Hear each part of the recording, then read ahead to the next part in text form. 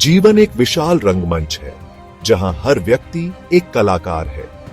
यहां अनेक पात्र अपनी भूमिका निभाते हैं और हर भूमिका का अपना महत्व है। कोई राजा है तो कोई रंक। हर व्यक्ति अपनी भूमिका में संपूर्णता से डूबा हुआ है।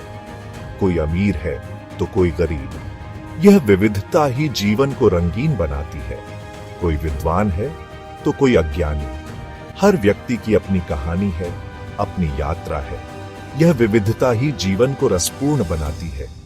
हर व्यक्ति की अपनी विशेषता है जो उसे अनोखा बनाती है। लेकिन अक्सर हम इस विविधता को भूल जाते हैं। हम अपने पूर्वाग्रहों में फंस जाते हैं। हम दूसरों को उनके बाहरी रूप से आंकने लगते हैं। हम उनकी आंतरिक सुंदरता को नजरअंदाज कर देते हैं। हम भूल जाते हैं कि हर व्यक्ति ईश्वर की एक अनमोल रचना है। हर व्यक्ति में दिव्यता का अंश है।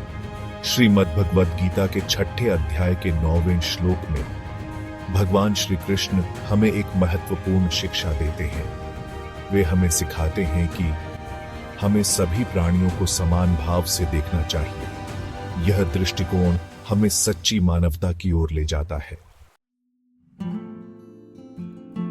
श्री कृष्ण कहते हैं, विद्वान व्यक्ति मित्र और शत्रु, मान और अपमान, सुख और दुख, लाभ और हानि, निंदा और स्तुति में संभाव रखता है। यह संभाव ही सच्चे ज्ञान का प्रतीक है। यह श्लोक हमें संभाव का महत्व बताता है। संभाव का अर्थ है हर परिस्थिति में एक समान रहना। श्री कृष्ण कहते हैं कि जैसे एक विद्वान व्यक्ति सभी परिस्थितियों में शांत रहता है, चाहे वह सुख हो या दुख, वैसे ही हमें भी जीवन में संभाव बनाए रखना चाहिए। संभाव से ही हम सच्ची शांति और संतोष प्राप्त कर सकते हैं। हमें मित्र और शत्रु में अंतर नहीं करना चाहिए। सभी के प्रति समान भाव रखना चाहिए। हमें सुख और दुख, मान और अपमान में एक समान रहना चाहिए। यही संभाव का सार है जो हमें जीवन में संतुलन और शांति प्रदान करता है। संभाव आंतरिक शांति का द्वार है।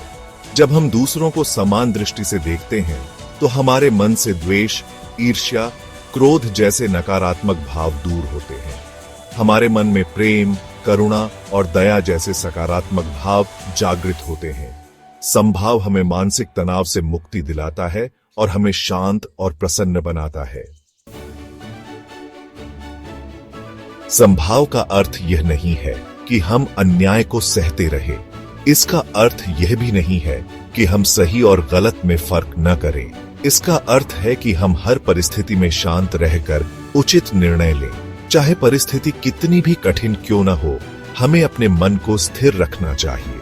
उदाहरण के लिए, एक डॉक्टर अपने सभी मरीजों का इलाज समान भाव से करता है, चाहे वे अमीर हों या गरीब। डॉक्टर का कर्तव्य है कि वह बिना किसी भेदभाव के सभी का इलाज करे, चाहे वे अमीर हों या गरीब। इसी प्रकार एक शिक्षक अपने सभी छात्रों को समान शिक्षा देता है, चाहे वे किसी भी जाति या धर्म के हों। शिक्षक का कर्तव्य है कि वह सभी छात्रों को समान दृष्टि से देखे और उन्हें समान अवसर प्रदान करे।